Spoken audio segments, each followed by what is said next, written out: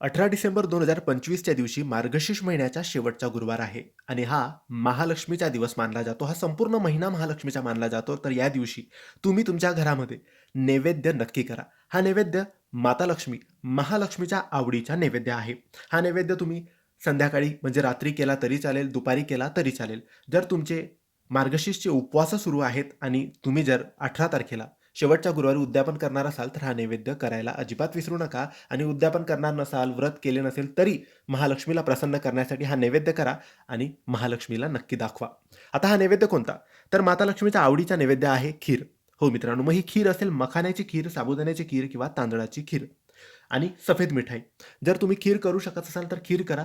खीर करू शकत नसाल तर मार्केटमधून, दुकानातून सफेद रंगाची मिठाई, पेढे तुम्ही आणून महालक्ष्मीला दाखवू शकतात.